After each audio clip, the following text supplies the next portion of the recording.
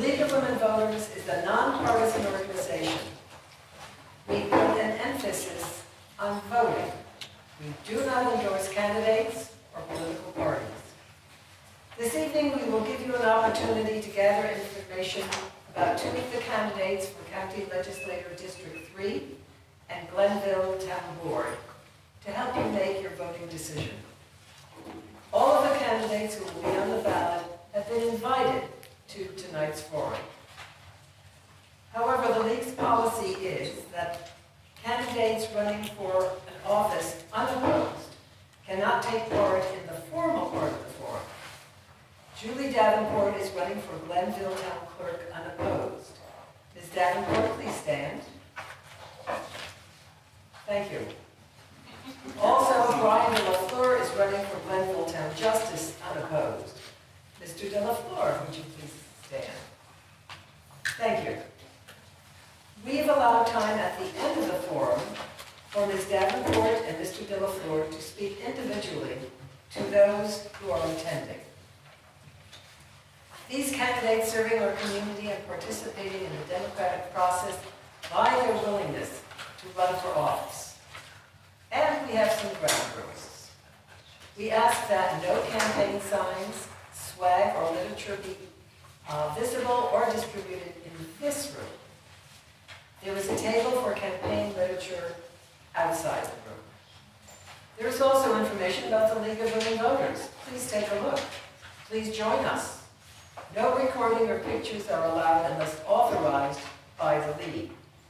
Any use of the authorized recording requires advanced approval of the League of Women Voters.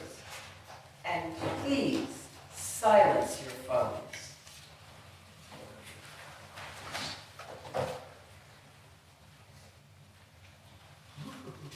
That was close. I had forgotten to silence mine. You are welcome to submit written questions on the cards that have been distributed. Please indicate the office for whom the questions are directed. The questions should be suitable for all the candidates for that office to answer. Please hold up your cards and an usher will collect them throughout the forum. Questions will be screened, and questions that are unclear, hostile, or of a personal nature will not be used. Questions that fall in the same general area will be consolidated. There's often not enough time to cover all the issues. And please feel free to contact the candidates directly for more information. For each office, candidates will have a 2-minute opening statement, 1 minute to answer each question, and 1 minute closing statement. We have timers who will hold up a yellow card when there are 30 seconds left. Demonstration. And a red card when it's time for the candidates to stop. Oftentimes, during the questioning time of the forum, the order of the candidates will be varied. After each statement or question, please hold your applause till all the candidates have spoken.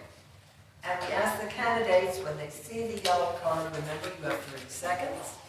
And when you see the red card, to wind up your question, your answer, quickly. And I have a new toy to play with, which will remind me you are running over time. I love the power. So, we will start with candidate Michelle Osterlich. Thank you so much. I'm Michelle Osterlich. I'm honored and privileged to have been a county legislator for the past 4 years. I first want to thank the League of Women Voters for holding these forums every single election year, which is every year. It's invaluable for voters to get to know us. And thank you all for coming. Having you here interested in these elections, local elections, I'm truly grateful. So I moved to this area about 18 years ago, and we had a little girl about a year old, and we immediately became enmeshed in this very welcoming, warm community. we have found our neighbors to be very involved themselves, many transplants, but also folks who have grown up here, moved back to raise their own families. And I joined lots of organizations. I've been president of our PTO, of a community center, of community foundation, and LS Hospital Foundation. And I entered politics just about 5 years ago. This I see as another way to give back to our community. We now have 2 teenage daughters, and we have just absolutely been grateful to raise them in this community and hope that they follow in our footsteps in getting involved and serving others. As a county legislator and chair of the Health, Housing, and Human Services Committee in particular, I feel like I have brought a lot to Ledge, and tonight I hope to share that with you. Thank you so much. Thank you, Ms. Osterlich. Mr. Simon. Thank you. Thank you, the League of Women Voters here. And my name is Anthony Simone, and I lived in Schenectady all my life. I was born in Schenectady, and I live in this unit presently for about 28 years, and I've been in Schenectady County all my life. I worked for the Gold Corporation for 42 years. I've been in management for 38 years. I was a store manager here in Glenville, Albany, Westgate, Delaware Avenue, many of the Price Chopper units. I managed 300-400 people at a time. I was on many task force for the Gold Corporation. Just a little bit, I retired at about 60 years old, and so I went into a family business, which is called Sanavi. It's S-A-N-A-V-I. I've been doing that for about 8 years. We finally hit 6 supermarket chains with the organic sparkling spring water. That's something I've been working on with the family. We have a warehouse here in Schenectady. It's bottled in Schenectady County at Adirondack. I'm also an energy consultant for gas and electric for large commercial companies. I've been doing that for 10 years. I'm on the board for the Residence Center for the YMCA. I'm a chair for the Residence Center, which houses about 156 units, and Residence Center in Mount Pleasant. It's about 47 veterans in there. Did you realize there's 300 homeless people in Schenectady County that's on the list? So I've been working on that for 10 years. I got the President's Award for working hard with the YMCA, and it's, a volunteer. So I got 20 seconds to go. I'm married for over 40 years. I got 3 boys, Anthony, Matthew, and Aaron. My son Anthony works for Craftco. Stop. Thank you very much. You're welcome. Questions. And we will begin the questioning with Mr. Simon. What are the 3 biggest issues we face here in Glenville and Scotia? I would say, from what I noticed, is some of the speeding traffic areas, some of the bridge trucks hitting the bridges. Are the trucks still hitting the bridges? That's a large issue. I think that's very noticeable in the county. I'm not sure about anything else right now, but that would come to mind. But I know that I've been taking a look at the bridges, and I've come up with several ideas. And I don't know if Chris has any ideas, but I know that other parts of the country have similar issues, and I've looked at that. So I think that we can solve that problem, hopefully, and I can present that to the county ledge. Thank you. Ms. Osterlich. Thank you. Having talked to a lot of residents, especially over the last 4 years, I would say public safety is a really big concern. So is having the resources to take care of the people that you love, and a quality of life. I think those are probably the 3 main things when I speak with residents. Parts of those, that those are broad topics, but those are the topics that come up. Public safety, of course, I suspect we'll get into a little bit further. As for our quality of life, as chair of the Health, Housing, and Human Services Committee, I hope to speak more about that and what the legislature has done to improve our quality of life up here, and also make sure that our families have the resources to take care of their kids, their parents, and everything in between. Thanks. Thank you. And this question goes to Ms. Osterlich first. Does the county keep us safe? What are your legislative priorities for public safety? That worked out really well. Yes, it is a priority, certainly. Public safety is probably one of the number one things that government is charged to do, take care of public safety. And to me, public safety is really about supporting our first responders. That's fire, EMS, as well as our police forces. And what we've done at the county level is a lot of unification. We have the UCC, which is now a single dispatch center, a single radio system to make sure that everyone can communicate and be safe so that they know they have backup when they need it. We've also created street crimes task forces, drug task forces with our sheriff's office, so that our departments are all working together across borders.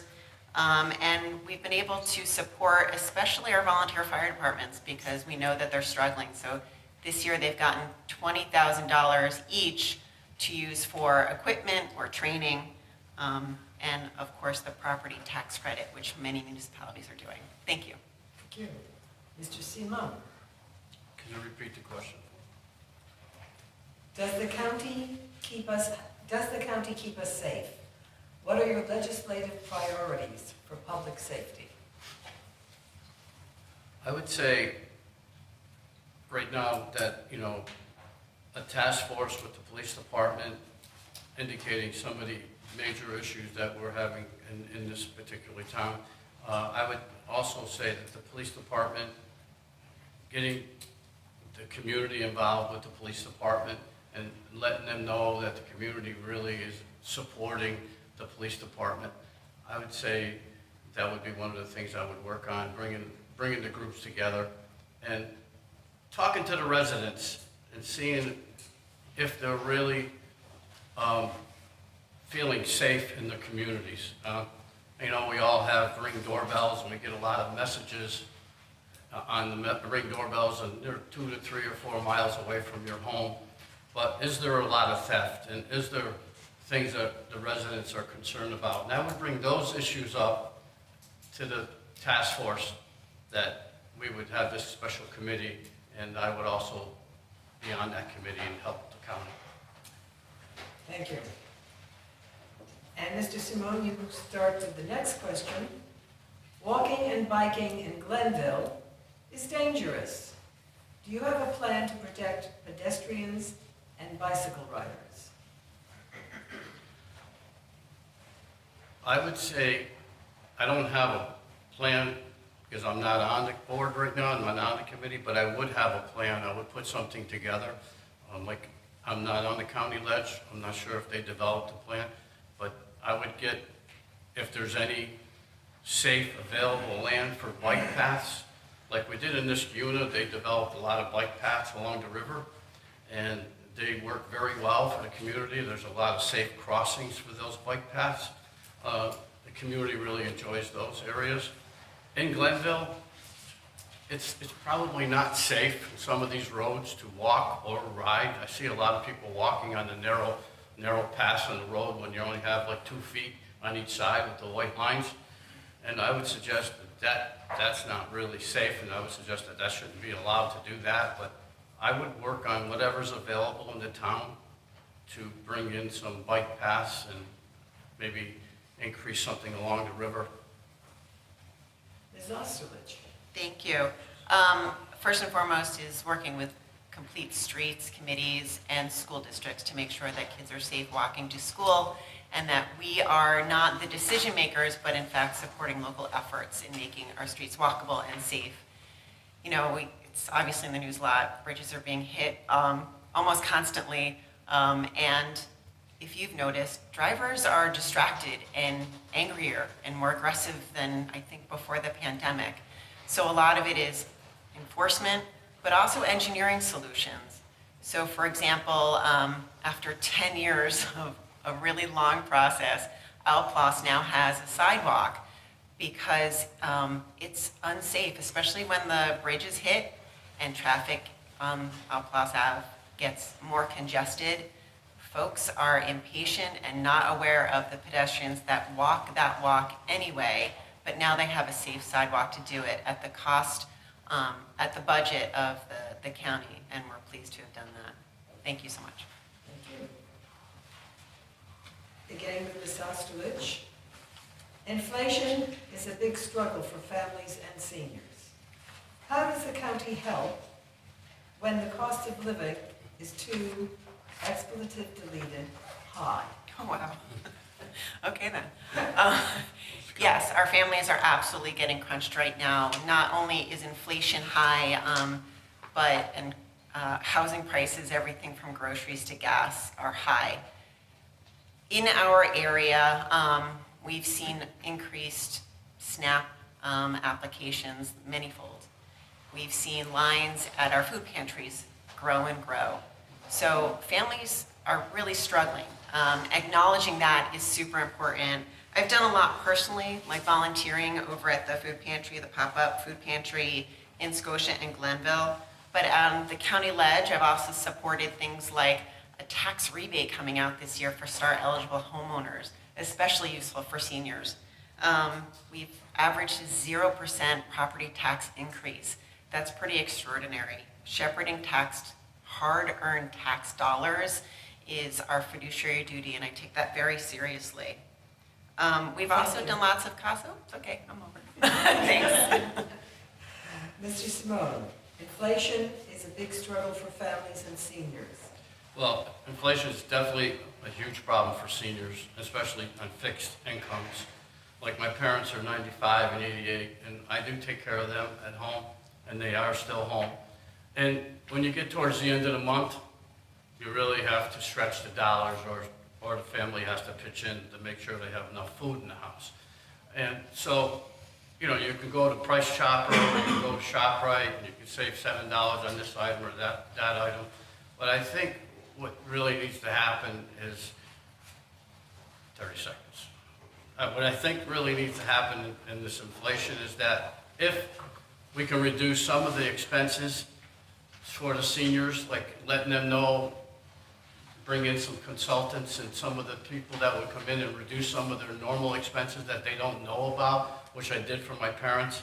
And you could save on a lot of different items, and there's a lot of different services that the seniors don't know about. That's one thing that's on my card. That's one thing I would like to work on. Thank you. Thank you. The next question will start with you, Mr. Simone. When presented with the recent asylum seeker issue, how would you tackle the issue to ensure the best outcome for your community? That's a great question. I would say that the migrants or the illegal migrants that are here coming into New York or into Rotterdam, and we know that they're coming to Schenectady County because they're here already. We know there's more coming. We know the National Guard is out in New York City. My father came from Italy when he was 27, and he came over and he had a sponsor. He had clothes, he had a place to live, and he was supported by the family. That's a legal way of bringing someone in from another country.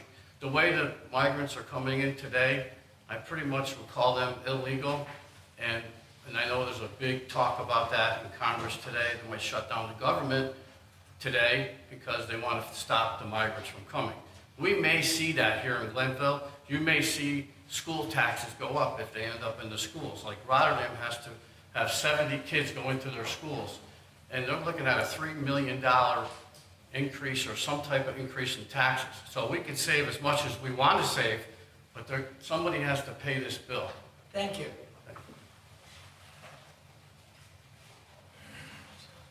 Ms. Osterlich, when presented with the recent asylum seeker issue, How would you tackle the issue to ensure the best outcome for your community? I think it's important to start by saying that the folks over at the Super 8 did everything required of them. They entered our country according to our laws. They followed our laws. So when they seek asylum, they are here, right? I believe in addressing issues as they come. Every resident I talk to them what concerns them, right? Where we are. I'm not going to make up some hypothetical. They're here now, and what I have seen is our public health department make sure that kids are school ready. I've seen tuberculosis, TB testing, making sure that there's no communicable diseases being brought into our community. I've seen volunteer agencies and volunteers bring them food and clothing and essential items. That's something that neighborly folks do. That's what I found when I came here. So I think we can address that more later. Thank because you. I'm over time again. Ms. Ostoich, the next question goes to you. What more can the county legislature do to increase energy transition to renewable energy sources? So our county is actually, we achieved a Bronze Star rating, which is pretty extraordinary, and we're reaching towards the silver now. We're applying right now for that. And we've taken a lot of measures. One is certainly changing over to LED lights, doing our solar consortium so that we're now able to run all of our municipal buildings and our county buildings on solar energy, renewable energy, which is extraordinary. But, there's still a long way to go. So it's also working with our transfer stations and recycling, making sure our hazardous waste is taken care of and residents know how to dispose of that stuff properly.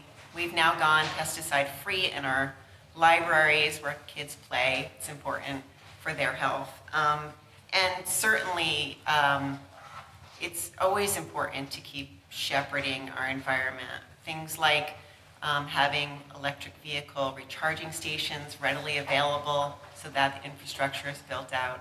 Thank you so much. Thank you. Mr. Simone, what more can the county legislature do to increase energy transition to renewable energy sources? Well, some of my background is in energy. I was on the task force with the company I work for. So you got, in the residence, in the town, you got gas and electric, you got solar, and most of the residents can save 10% or 5 to 10% on their electric bill at home if they get all their energy from a solar farm. The other thing is that educate everybody to save electricity in their homes and drop the kilowatt use. Number one, when you went from 2 years ago to this year and your national grid bill doubled or tripled, you went from $150 to $300. You're saying why?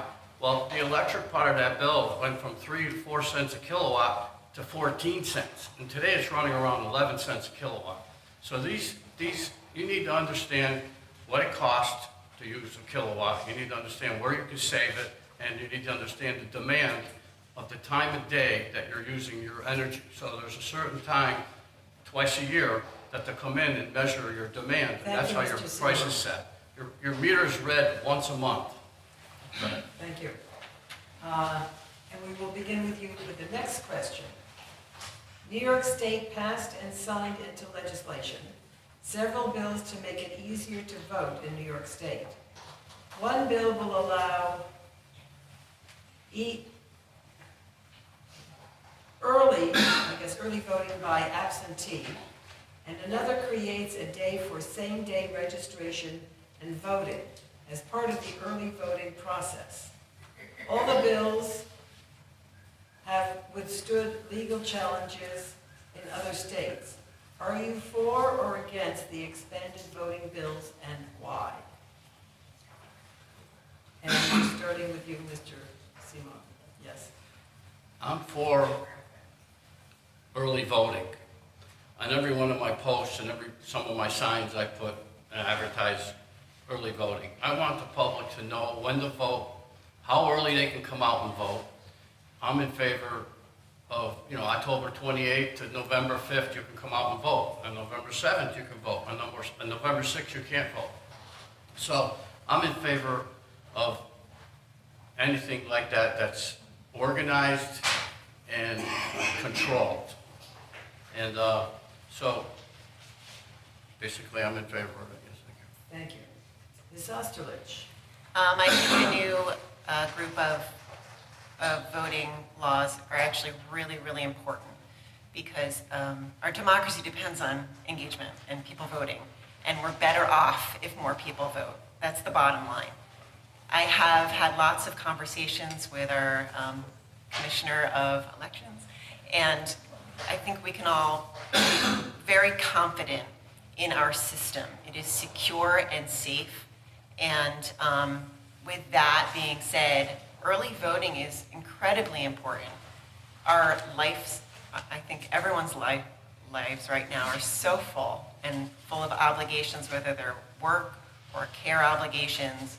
Carving out one day isn't always practical. So I'm grateful that we went to early voting. I'm grateful that we now have no excuse required mail-in voting.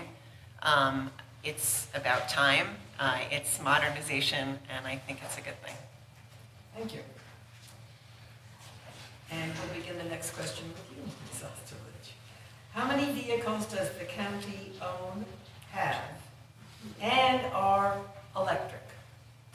We do have a handful of electric vehicles. I don't know how many total vehicles we have between our highway department and other departments, but it is a move that's important, and we are growing that fleet, but a lot of it comes down to incentives that help from the state and grants, and so that is just really a moving target, but it is certainly where we need to move towards. Thank you. Mr. Simone? Well, I'm not on the county ledge, so I'm not sure, but I do see electric vehicles that the town has, and I do see electric charging stations, which is very good and saving some fuel for the town and the city and the county. But the one thing that people need to understand is that when you buy an electric vehicle, and I did this by accident, I watched somebody charge their vehicle at a Walmart in Albany parking lot, and I went up to the meter and I looked at the price that they were paying per kilowatt, and it was 48 cents. So, and I said, geez, you're paying 48 cents a kilowatt to charge your car for the half an hour? And I said, how much is that? And it was like over $30 or $40. He said, no, it's free. For the first 2 years that I bought my car, it was free. I said, so the next 2 years or 4, you're going to be paying. So some of these charging stations are double what you pay at home, just to let you know that. Thank you. And the next question we will begin with you, Mr. Simone. Why do you believe you are most qualified for this position? Well, I'm very innovative. I come up with many ideas for the Gulf Corporation when I was there. I really feel that I can make a difference. I always come up with solutions for anything that comes up as an issue or a problem. I've never held office. I've held positions. So this is my first opportunity to serve the community, which I do. I serve the community. I've been serving on 2 boards, non-profit boards with the YMCA. So I think that I would be more involved, and now that I have more time, I will dedicate myself to any issue that comes up and solve it. Thank you. Ms. Osterlich, why do you believe you are most qualified for this position? I think it's just my background in being very curious. And that comes to when I talk with residents. I'm curious about their concerns, their issues, what trouble they're having navigating government. And I really do, I think it's important to know where people are coming from, not just the present question at hand, right? So it's making sure you really understand what people are, how people are, how they tick.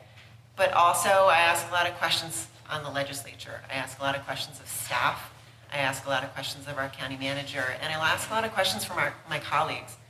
The folks that are on the ledge are extraordinary. I happen to be very impressed and enjoy my colleagues a lot because they come from different backgrounds, different expertise, and there's always somebody I can go to, so a resource just within the folks that are on the legislature. So I would say I'm really good about getting lots of information and getting a path towards good policy. Thank you. Ms. Osterlich, we'll start the next question with you. If COVID restrictions become local decisions, what would your proposition be? I think that this is just a mirror of what I experienced watching our public health department go through during the heat of the pandemic. It is following the science, which is evolving, and certainly communicating it to the public and dispelling disinformation. I think that is probably the biggest role that government can take when it comes to the pandemic and keeping folks safe. I have witnessed vaccines to be effective in keeping people out of the hospital and alive. And I do think that we did an extraordinary job. When it was state-run in the beginning and trying to get appointments, it was a madhouse. But when it went to the local level and our Department of Public Health was able to lead the charge locally, I think we did really, really well. Thank you. Mr. Simone, Could you read that one more time? Sorry. if COVID restrictions become local decisions, what would your proposition be? I think maybe they mean, what would your position mean? Probably, yeah, that's right. Well, my position is that, we really need to be educated on vaccines because there's so much misleading information about it. And we all have a personal doctor that we go to, and I really think that you take your personal situation, your age, your conditions, if you blood clots or similar things like that, then you need to get your physician's permission to get the vaccine. I don't think that the government should personally mandate vaccines that, everybody should have a vaccine and people lose their jobs over not getting a vaccine. I think my personal position would be to listen to your physician like I did. So my physician told me what to do when it came to the vaccine. My wife had a different opinion about the vaccine. My son had a different opinion.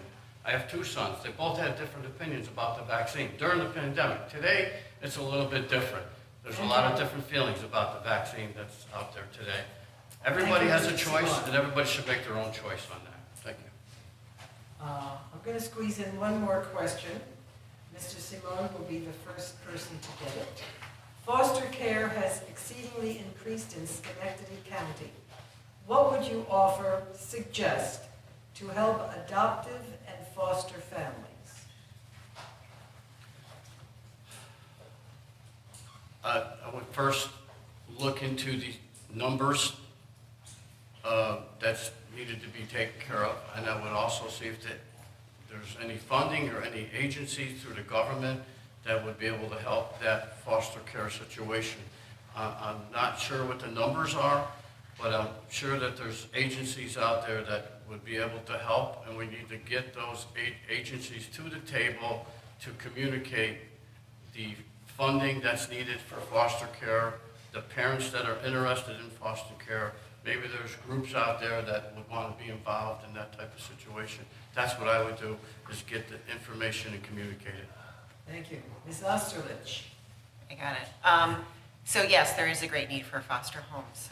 If anyone out there is thinking of it, we have our DSS department often runs open houses, so you can talk with existing foster parents and get their take on it, their experience, and it changes lives. I don't have to tell you that. You already know that. But it is a role of government is to make sure that our kids have have homes.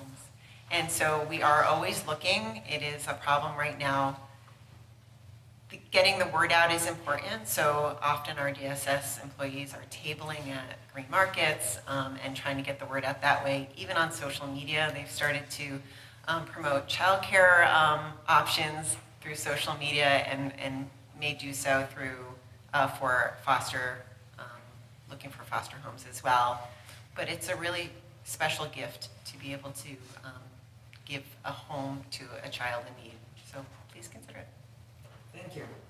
We will now go to your closing statements. And Ms. Osterlich, we will begin with you. And again, it's a 1-minute closing statement. I missed that last time. I kept going on and on. So yes, I hope that you've learned a little bit about me and what I bring to the county legislature. And if you have any questions at all, I have a website, michelleforschenectadycounty.com. I'm also on Facebook. And you can just scroll up and down my Facebook feed and see a little bit more about what I've done and the important things that I choose to communicate that I think are priorities and helpful. And I hope that I've earned your confidence tonight, and I hope that come November 7th that you'll vote for me. Thanks. Thank you. Mr. Simone. Thank you. Thank you for being here and giving me the opportunity to present some of the things that I care about. I just want to say that on October 28th, you can vote for me. So, but I just want to touch base on some of my family that, we raised in the county, my 3 boys, and, they all been very successful, and I'm very proud of my boys. One's an attorney, just became partner in a law firm. So I think my wife did a great job raising the boys, and I think family values are very important. Community service is very important. Those are the kind of things that I want to do for the elderly and for the families. I want to work towards bringing that back, and I really appreciate meeting all of you. And again, I have my cell numbers on one of my cards, and there's more information on here, and I thank you very much for listening. Thank you.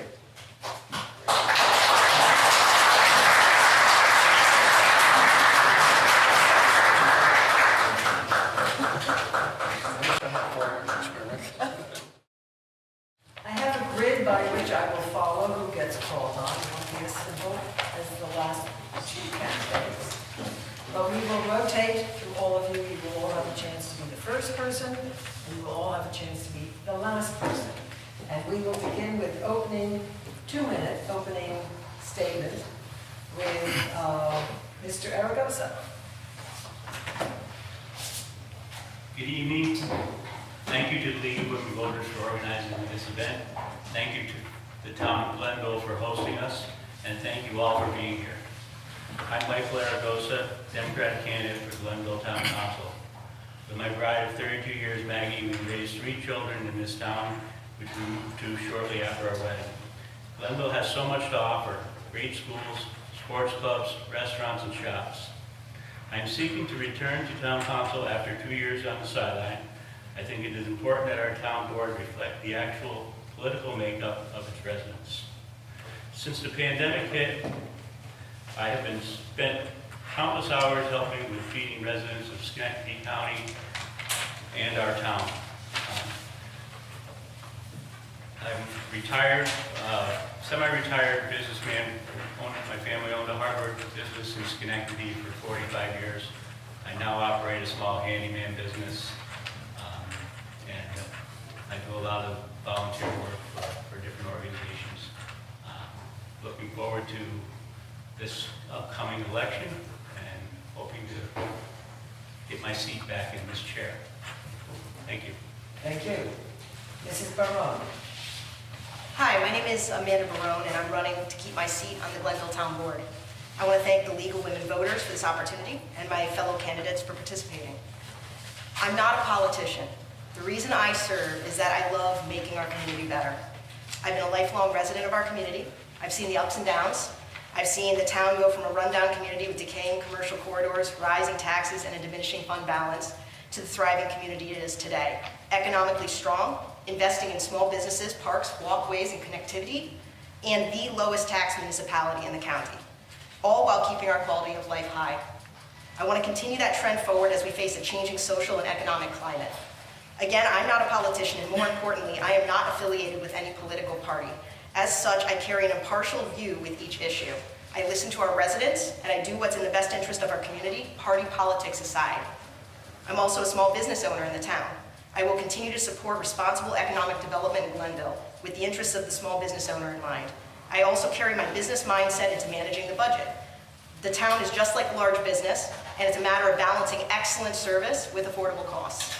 Finally, I'm a Scotia resident, and more than ever with what I've seen on my tenure on the board, it is vital that we have a Scotia resident on this board. A thriving partnership between the town and the village is critical for both of us. In my time on the board, we've solidified an important water deal with the village. We've locked in the District 4 fire contract with Scotia. We've extended Glenville's small business programs to the village. And we've continued to build a positive relationship with the village, something that was nearly impossible in the years prior. The village and the town are interconnected, and I look forward to continuing to nurture our partnership for mutual benefit. With my combination of experience and independent perspectives driven by the needs and wants of my neighbors, I will continue to ensure that Glenville is a wonderful place to live. Thank you. Thank you, Ms. Kirkham. Mr. Kirkham. Good evening, everyone. My name is Robert Kirkham. I would first like to take this opportunity to thank the League of Women Voters for organizing this forum. I would also like to thank each and every one of you who are participating this evening. This is truly democracy at its best. I would like to tell you a little bit about myself and why I desire to serve this community. I've been married to Wendy for 38 years. We have 2 children, and we also have 5 grandchildren. We call this place home. We chose Scotia Glenville. Scotia Glenville did not choose us. Now, not only my wife and I, but my children are also residents, business owners in this community we call home. My vocational experience gives me a unique perspective as one that is needed to serve as an elected town board member. I am a retired Town of Glenville Department of Public Works frontline worker who provided essential services to the public for 27 years. As a frontline worker, I have a firsthand understanding of the infrastructure needs and how to deliver them to this town. I served as union president, and I have participated in many labor management discussions. I understand the importance of working collectively, not only to serve the employees, but I recognize the fiscal responsibility I had to the community we serve. So when I was asked to serve on the Glenville Town Board, it was a clear choice for me. My experience, commitment, and desire will continue to make Glenville a vibrant community for generations to come.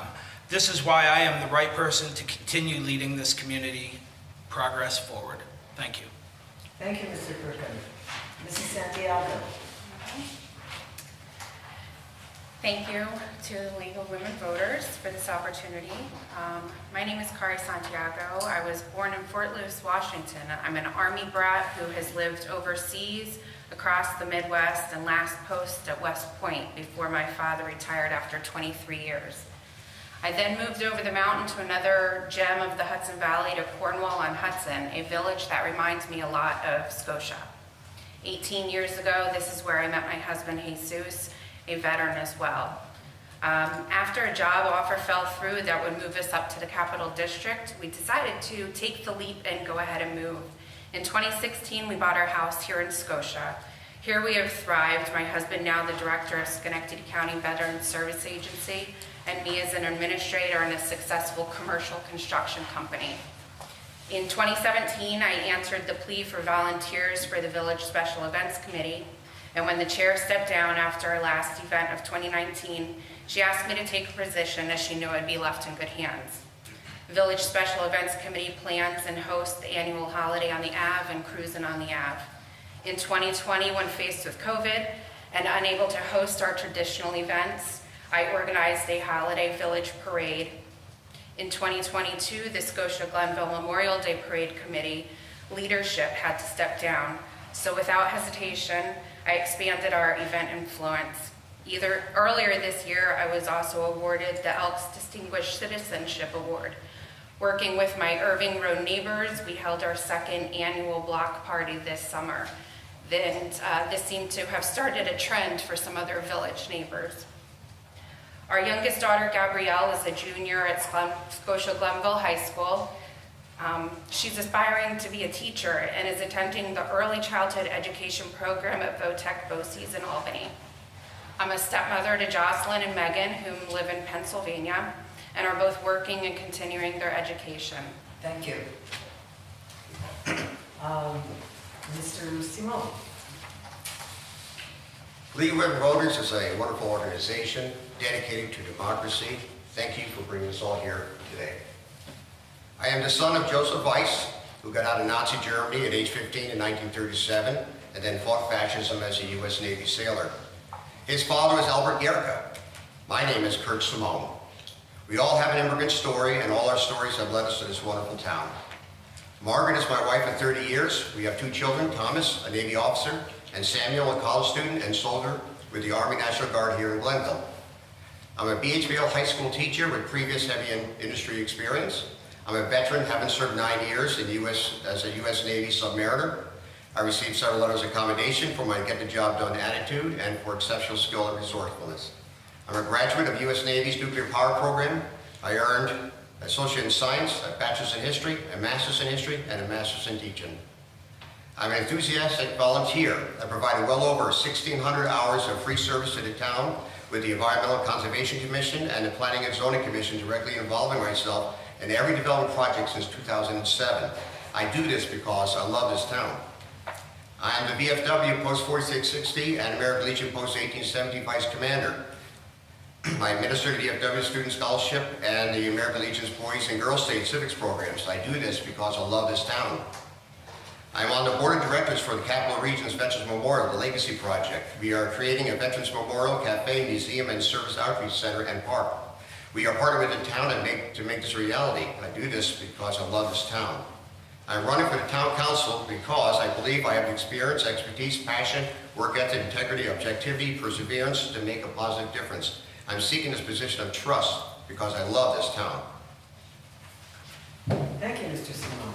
And we will begin now with our questions, beginning with Mrs. Barone. What are important issues facing the Glenville Town Board, and how would you resolve these? Yep, so I'll try to keep it short, but the biggest challenge that we have is keeping our taxes affordable under state tax cap and under the state tax cap, despite state mandates, inflation, rising costs of goods and services. It's difficult to not feel that pinch, especially when prices go up, and under state mandates, we are required to, they raise prices of important things, or they raise our costs, such as health insurance for our municipal workers, such as makeups of the products we use to salt the roadways.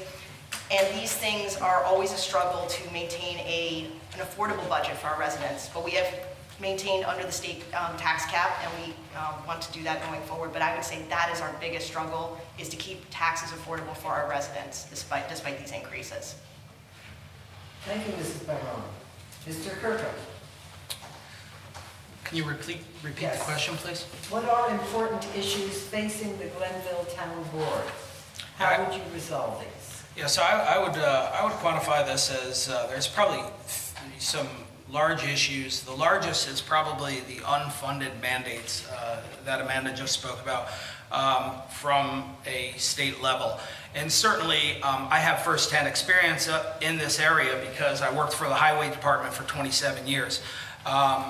Sweeping the roads is a mandate. The state mandates that we sweep X miles of roads each year, and they don't pay for our equipment, they don't pay for the gasoline, they don't pay for those things. Salt is another one. MS4, which is sewer water and runoff water that we have to deal with, they don't fund that as well. So certainly balancing the budget and meeting those needs are definitely some of the bigger challenges. Thank you. Mr. Simon, Oh, okay. you're up. Well, in addition to the unfunded mandates, which I think it's already been hammered out here pretty well, I think some of our challenges in the future would include moving forward with Scotia and developing a very positive working relationship. Another challenge this town board was going to have, we saw in the news recently, is water. We now have PFAS, I think it's called, right? And the town is being proactive and is looking into securing our water source, looking into protecting our source. They even hired an attorney, and I think that's probably one of the biggest things in the future. Thank you. Mrs. Santiago, sorry, I jumped out of order. That's right, it's a little sorry. Yes, I whoops, I did something. And I'm sorry, can you repeat? Yes. What are important issues facing the Glenville Town Board? How would you resolve them? No, I guess to go along with getting Scotia and Glenville to work together better, better representation that can work hand in hand, not necessarily battle with each other. I'm sorry, I don't have too much more to say. All right, no problem, thank you. Mr. Aragosa? So one of the biggest issues we have in town is with first responders, where every time you go by a fire station, they're begging for more help.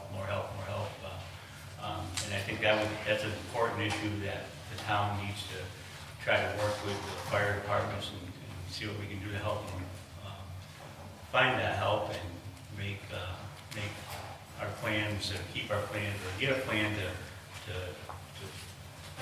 move that along. I know there's the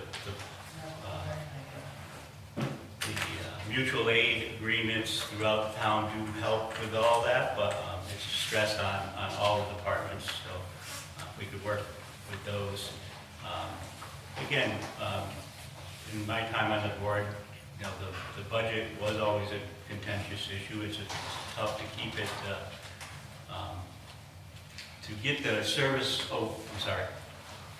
I'm gonna stop. Thank you, Mr. Aragosa. We'll begin the next round of answers with Mr. Kirkham. Where do you see opportunity for Glenville and Scotia to share increased services? Well, again, I will just say that I was firsthand experienced that when I was a highway employee. There was certainly shared equipment that we would do. So the equipment sharing was one that definitely took place. I do remember a time when we actually would go and we did some patching and paving for the village as well. We've also worked collaboratively with the jetter to unclog sewer lines and things of that nature. So this effort is already taking place. The thing that has been presented that there's really zero cooperation is probably not exactly true. There has been cooperation. Now the cooperation has been extremely enhanced, and we've fostered some very good deals, like the Fire District 4 deal and the water deal as well. So thank you. Thank you, Mr. Kirkham. Mrs. Santiago. Where do you see opportunity for Glenville and Scotia to share increased services? Well, I think that's something that the running for the town council and anybody who's elected would share in taking on. I'm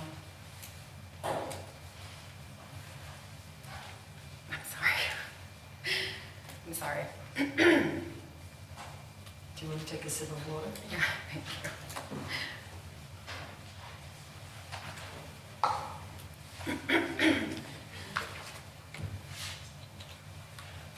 I'm sorry, I'm just a little overwhelmed here. Okay, do you want to pass? Just have fun. Okay, You're good. all right. Take a breath. Mr. Simon. Well, I think over the last 5 years, Glenville and Scotia have been working at a partnership, as Mr. Kirkham was saying. A lot of it's informal and may get more formal over time. But where I would take it, I take it anywhere Scotia wants to take us. I'm very happy to welcome open arms all the suggestions that come out of the village, because that's really where it must start. And that's be my approach, just to be open door. Where can we in the village work closer together in addition to, road repairs, etc., and move from there. It's really about Scotia leading us the way, and we will follow. Thank you. Mr. Aragosa? Well, the sentiment is pretty much the same. We have been working together as a town and a village over the years. Can it be better? Sure. But contrary to Mr. Simone, I don't think it's up to either one or the other to lead. I think we have to work together and sit down and meet together and to do the people's work. It's not us waiting for them or them waiting for us. We need to get together and get to it. Thank you. Thank you. Mrs. Barone? Yes, I just wanted to say that this is already happening, and we have made tremendous strides this year. From what I've seen in Scotia, since Mayor Bucciferro has taken office, there's been a significant effort to form a strong long-term partnership between the town and the village. And the momentum we've had is incredible. I talked about the water agreement, which secures affordable service to some Glenville residents while also creating reliable income stream with the village, which is sorely needed for the financial state that it's in right now. The extension of Glenville small business grants to Scotia businesses so that they can be included in those opportunities as well. And the negotiation of the District 4 contract with the Scotia Fire Department. I mean, the progress that we've made this year is incredible and encouraging, and I'm proud to continue building upon what we've done in just the short time that I've been in office, and we've gotten this stuff done. Thank you, Mrs. Barone. Okay, next question, and we'll begin with Mrs. Santiago. What are your priorities for public safety and school safety? Well, whenever you talk about public safety, I think it's important to be able to provide the departments with the proper tools that they need and proper training that they need to continue serving the community.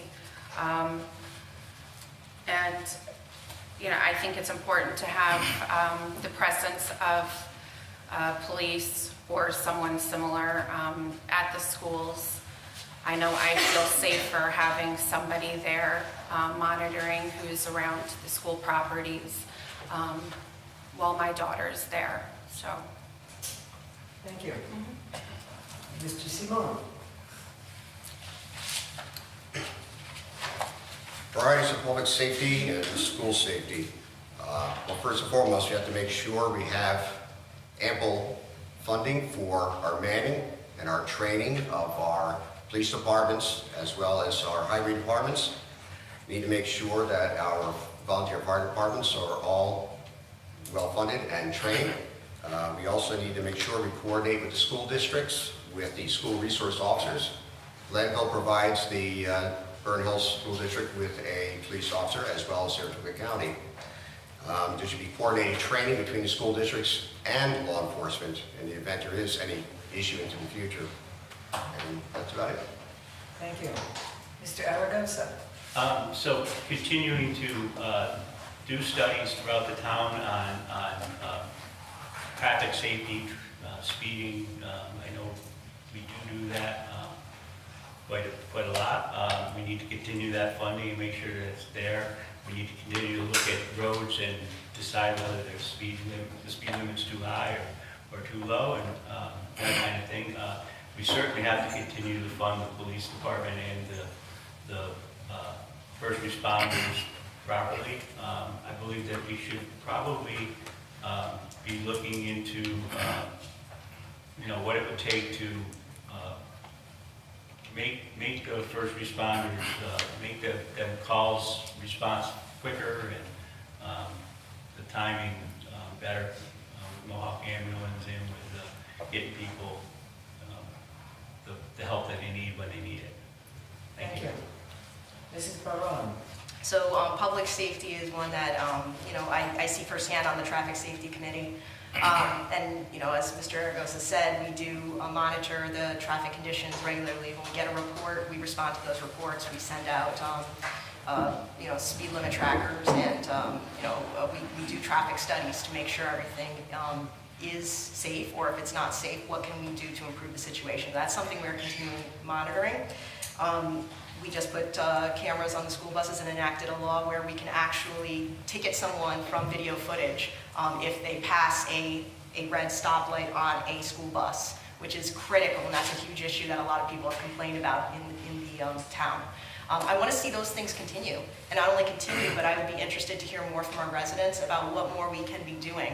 I know we talked also about the schools and public safety in the schools, and we need to be very closely working with our school resource officers and making sure that they're getting what they need to perform their jobs in the best way possible. Thank you. Mr. Kirkham. So I also do believe that funding our department properly is like one of the key components, and I'm proud to say that we continue to do that. We have the finest police force here in Glenville, and firsthand I witnessed it last night. I was an observer of court, and I can tell you that the laws are being enforced, okay? And not only that, but we have provided funding as a town board for new body cam for the officers. So that's an enhancement for public safety as well. We currently have 2 SROs, which are school officers, one in Burnt Hills and one in Scotia. And I would just like to piggyback on Amanda's comment about the school buses as well.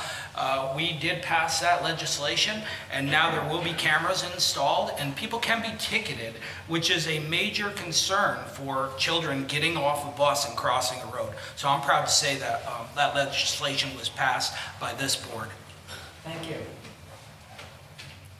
And now to the next question, and Mr. Simone will be our first answerer. Glenville and Scotia is a big area with many communities. What will you do to make us more cohesive?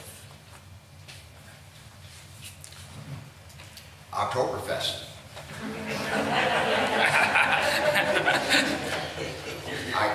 Seriously, doing community events like the Oktoberfest, bring 10,000 people together in one location. We have Flag Day parade to the north, we have Memorial Day parades to the south, and we have everything in between. We have sports, we have clubs, amusements. That's one thing this town has. If you are a young person, for example, you have something to do. If you are a middle-aged person, you have something to do. If you are a senior citizen, you have something to do. This town and Scotia together provide a lot of services to everyone in this community through the parks, through entertainment. We have it. Thank you. Mr. Aragosa. Well, one of the things I'd like to see happen is the town board meetings go to the different parts of the town, kind of in a rotation. Maybe we have a meeting up in West Glenville, we have a meeting in the village, that kind of thing. That I think could bring more people out to the meetings themselves, but it also gives each little part of the town makes them feel important for that time. And festivals and events are great. They do bring out a lot of people. They do bring out, bring people together, which is important. Oktoberfest particularly is a great event. It's an event where everybody comes and just has a great time. So, thank you. Thank you. Mrs. Barone. I think the key to making sure that we have a cohesive community between Scotia, Glenville, and within Glenville, all parts of Glenville, is making sure we have a geographically diverse board.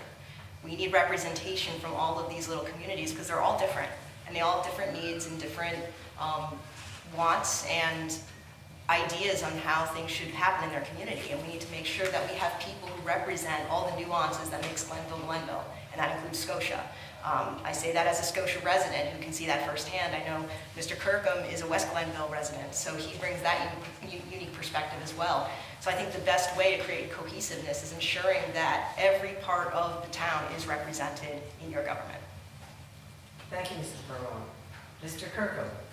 I would agree. Festivals and events are wonderful, but I would also want to say that cohesiveness starts with communication. And I really think that that has really begun to be established between the new mayor and our supervisor. And I'm very proud to be part of this board that is going to continue to foster that relationship to grow more and more.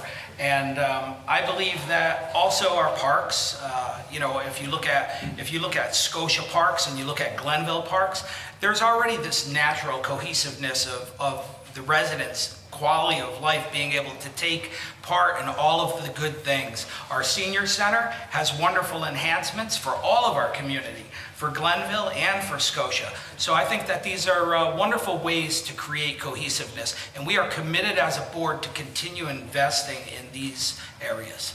Thank you. Thank you. Mrs. Santiago. I actually spoke about this in a video I did with Michelle Osterlich called The Green Tour, and we were down at Malwick Park and talking about how we do have such great parks here in Scotia and Glenville. So my thing is, you know, community events. You know, that's how I get out and get involved. And what's better than bringing families together at these events. So I would like to see, you know, helping organize more events that can go on in different parts of Glenville and Scotia. And that's about it. Thank you. This next round will begin with Mr. Aragosa. Do you support taxpayer funding for relocation of migrants, asylum seekers, non-citizens? So, I support, they're here. We need to do next is get them, get them vetted. If they're already vetted, then we need to get them to a position where they can start working, start making money, start paying into the system themselves. You know, everywhere you go in town, you see a sign in the restaurants that we need a dishwasher, we need, roofers need roofers, carpenters don't have enough help. So if they're here, let's put them to work, and then they're no longer a drain on the system. That's my take. Thank you. Mrs. Barone. I think it's easy to label this as an immigration issue. On a local level, it's not. We don't have the power in the town to affect immigration laws directly. What this is a humanitarian issue. And people are being shipped from place to place like cattle with no connection to meaningful resources, and our communities are receiving no communication or resources from the state or federal governments in order to help them. For example, I'm a small business owner, and as much as I might want to employ a migrant person, I legally can't. You know, the IRS would be on my back for that. So I need to make sure that I am protected, and also what's happening to these people who are looking for jobs. They can't get work either. What is their quality of life going to be? They are not having resources. So what we need to do is look at this system as being fundamentally broken from the top. The migrant people suffer, the communities suffer. This is a lose-lose situation for everyone involved. At the town level, we don't have the tools or authority to fix it directly. And when we ask those higher up who do, we get nothing. So we need to hold them accountable to create meaningful policy, to actually communicate with us and create a plan. Thank you. Mr. Kirkham. So what I would also say, you know, no matter how you label them, asylum seekers, migrants, immigrants, I agree, it's a lose-lose. I think it's a terribly humanitarian crisis. I do believe that all men are created equal, that they are endowed by their Creator with certain inalienable rights, that among them are the life, liberty, and pursuit of happiness. I truly believe that. But the federal government has not given us clear, concise solutions on this situation, and I believe that's where it has to start. Mayor Adams himself stated that it would cost New York City, get this, $12 billion, and he doesn't know how to deal with this crisis. So what does he want to do? So I think we need answers. We don't know how to deal with this when we're going to be inundated with our schools. And he said this is from the mayor, he said every service in the city will be tasked. So I think we need answers from the federal government. Thank you. Thank you. Mrs. Santiago. I agree with everybody. I mean, it's, all I can think about is, what these people must think and why they must be leaving, where they're leaving, and then we're so grateful for being here. I agree that we need to get them out working as soon as we possibly can, so they can make returns into the community and to the revenue in the communities.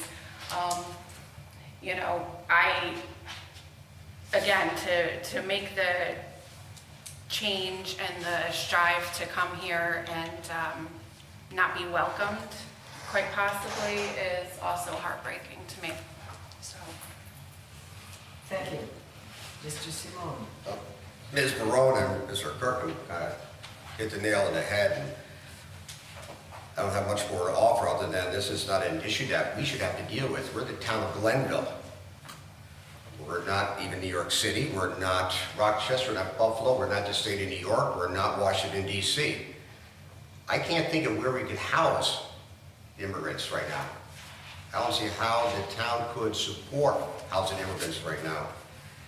It is a tough issue. We did not make it ourselves, but we're being imposed with this burden if it comes this way. So I'm on board with Schenectady County right now that has declared this an emergency.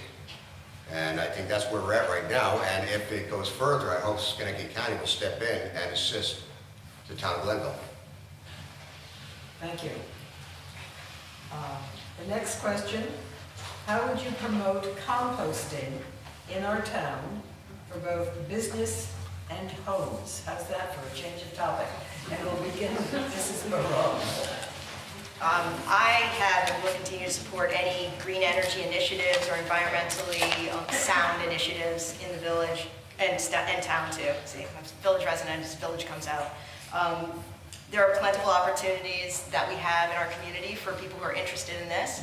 I think the best way we can do is get our residents involved. There are some great initiatives that have started from the ground up with our residents forming committees, clubs, educating each other in how to do this. And I'd love for our town hall to be able to foster an initiative like that where we can actually get our residents involved in this process and also extend it out to our business owners and our small businesses, maybe provide some incentives. I know that we can work with the county and the state to see if there are opportunities available to incentivize this for our commercial business owners as well. Thank you. Mr. Kirkland. I certainly, I think the county does a really nice job with this at their soil and water facility. I think that composting happens there, and there are many tools or things available to our residents at a very low cost, which can be an enhancement for rural communities and people locally as well. Firsthand experience from the highway department, all of those wonderful leaves that we pick up from you, we compost, believe it or not. We compost those and we turn them into topsoil.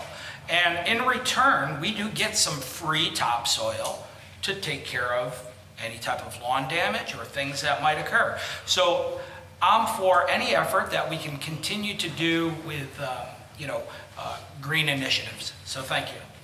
Thank you. Mrs. Santiago. I'm a composter myself, but I do agree. Any changes we can make, going green and sharing, the space. We do have all these great parks. Maybe there's areas that we can build some community composting areas. And again, if it can be turned into something useful that can take away some expenditures from our budgets, then that's great. Thank you. Mr. Simone? Well, I compost already, but not the way you're all thinking. Have a camp, have an outhouse. But how would we do it here? I think, as Mr. Kirkham said, the county does a wonderful job already, and our town highway department also does a wonderful job. But I think and I see my neighbors doing it all the time, and they have the raised bed farms, etc. I think anywhere we can enhance it would be in education, such as partner up with school districts. I know Burnt Hills has an agriculture class as an elective, and that works. 4-H, that would work. So any kind of interaction with 4-H, scouts, etc., I think at a local level would enhance these great initiatives. Thank you. Mr. Aragosa? Could you just read the question one more time? How would you promote composting in our town for both businesses and homes? Yeah, so to me, the question is pretty much already answered by what's happening with the town itself doing the leaves, like Bob said. Most people who have any type of desire to be involved in doing that, they are doing it in their own backyards. I have a huge pile, as opposed to putting it in bags and taking it out front. I pile it in my backyard and I have my own topsoil that I've made over the years. I also believe that the county does a wonderful job with it at their facility. I frequent their facility for dirt and different things that I need when I'm working on projects. Lastly, I would say the town, when I was on the board, there was some discussion of a community garden project over near the dog park, which kind of fell apart. I'd like to see that get picked up again. Thank you. Our next question. What does environmental sustainability mean to you? Do you believe it's important that our town work toward being more sustainable? Why and why not? And how would you go about achieving this? Oh, Mr. Kirkham. Environmental sustainability. Yes. All right, we've had composting and now this. That's, Yeah. All right, so, you know, I mean, as a town and as a West Glenville resident, I certainly believe that, you know, our open space plan has put things in place that really preserves the green space. When you look at our investment in parks, and the things that we are committed to staying invested in, Sanders Preserve, for example. So I think if this is the direction that they're heading and how we preserve this type of rural environment, our investment is to continue that and not allow overbuilding in these areas. Thank you. Mrs. Santiago. Yes. What does environmental sustainability mean to you? Do you believe it's important that our town work toward being more sustainable? And the other part was, and how would you go about achieving this? It's a really long question. Okay. Yeah, sustainability. So, yeah, being able to enjoy our green space that we have, you know, our, if it requires, I'm sorry, read the question again? What does environmental sustainability mean to you? And do you believe it's important that our town work toward being more sustainable? Yeah, yeah. So, you know, that's the wave of the future, you know, really going green, reducing plastic, reducing waste. So again, going back to, you know, all our great space that we do have, I'd like to, you know, continue seeing that growing and not taking away from that. Thank you. Mr. Simone? It's critically important to have environmental self-sustainability in your community because our borders are not expanding. You know, we're not Putin invading Amsterdam or Galway. I've been on the Planning and Zoning Commission for, about a dozen years. And, you know, this is our zoning map. And this is really where it starts. And you'll see green, off green. We have land conservation. We have public park lands. That's where it begins, with smart zoning followed up by development that is enforced and overseen by the Planning and Zoning Commission and by code enforcement. We have parks that have been growing since I've been here. These parks serve my children well. I coach Little League at these parks. I think Glenville is doing a wonderful thing with our environment. I think they're more and more sustainable. We're having a mix of housing and apartments, etc., to meet all the needs of the various people in the various stages of life. Thank you. Mr. Aragosa? Yeah, smart development is very important to it, and we have been in the town of Glenville very good with that. Our parks, our green spaces, our the preserves that we have, not growing into areas where we shouldn't grow into. But that's that part of it. But the other part of sustainability to me is talking about our buildings and the energy that we use, types of energy that we use, water bottles. Should we maybe have drinking stations in the buildings as opposed to water bottles? I know if you go through Union College and there's everywhere drinking station. You fill your refillable bottle, refillable glass, as opposed to buying a thing like this. Another thing is litter. Thank you. Litter. Oh, I'm sorry. Mrs. Barone? To me, sustainability means finding balance because by our very nature, our modern society is designed to be at odds with the environment right now. I mean, we're still dependent on fossil fuels and we probably will be for a very long time.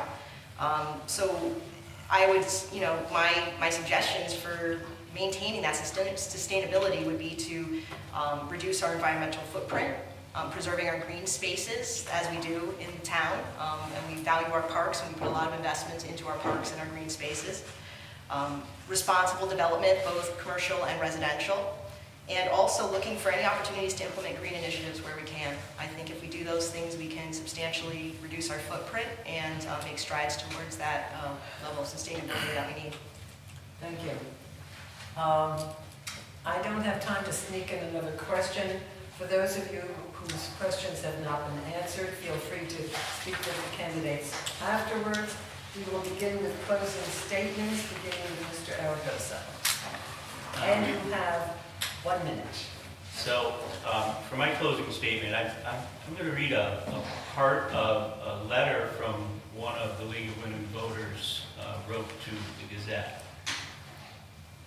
It is only in local elections that our single vote has clout. A vote for president is consequential only in the aggregate.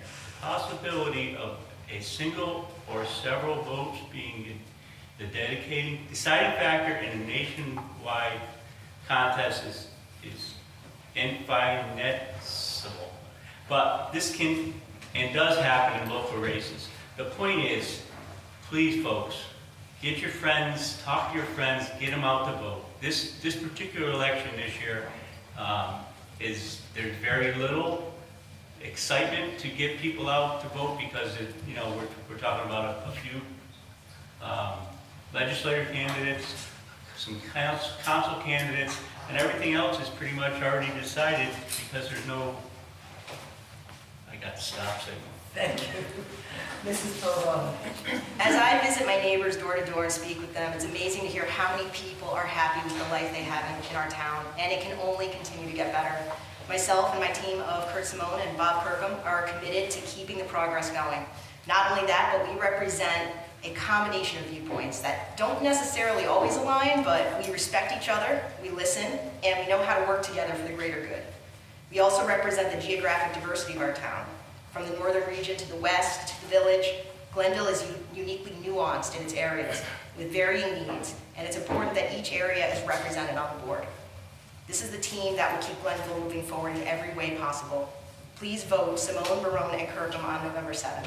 Thank you. Thank you. Mr. Kirkham. Thank you, everyone, for this opportunity to address this community in which I serve. I believe your choice is quite clear for leadership in the town.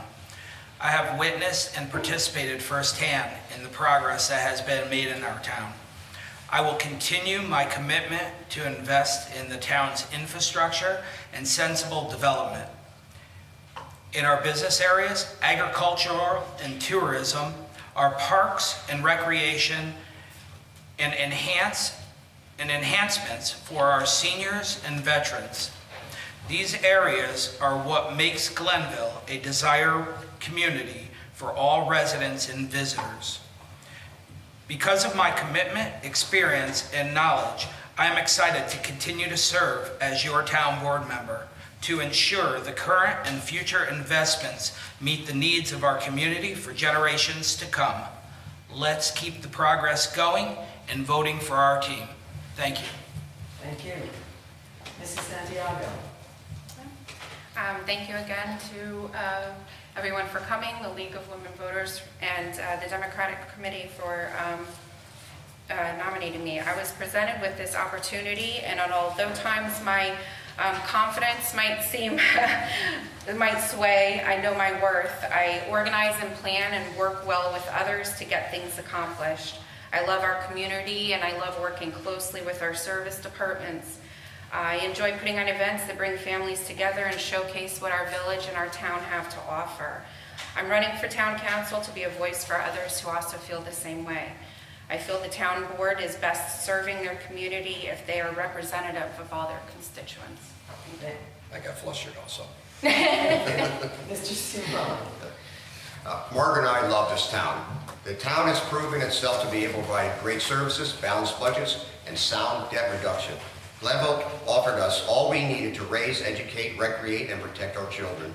As I transition to retirement, I will not retire from Scotia Glenville, but will increase my endeavors on behalf of those who receive and those who deliver services. My door is open to all, the voters and taxpayers at home and the highway crews on the road. Our police officers will never be defunded. I salute them and all our first responders who place themselves at risk every day. And our highway crews are in my thoughts every time I'm at home during a winter blizzard. I have 44 years of hourly salary, union, non-union experience, and I've experienced the horror of a layoff. I successfully negotiated labor and vendor contracts. I ask for your vote and for my team so that we may further serve everyone in Scotia Glenville by bringing an optimistic and holistic effort to continue the positive development here, and because I love this town. Thank you. On behalf of the League of Women Voters, I thank all of you for coming to listen to our candidates. And I thank our candidates for taking time out from your busy schedule to be here to share your thoughts and opinions. New York State will have early voting at the following locations: the Honorable Karen B. Johnson Library, Schenectady, South Schenectady Fire Station, Glenville Senior Center, and Nisqually Town Hall. All voters may vote at any of the early voting locations in Schenectady County. Early voting will take place between October 28 and November 5. And election day is November 7th. And more information, in case you can't keep track of all those places and dates, are on the table outside. Absentee ballots are available for this election. Voters may submit an application for an absentee ballot with the Board of Elections by mail, postmarked no later than Tuesday, October 23rd, or in person no later than November 6th. Absentee ballots must be received by the Board of Elections by November 7th. Thank you all very much for your time, your attention, your commitment to service, and please remember to vote and drive carefully.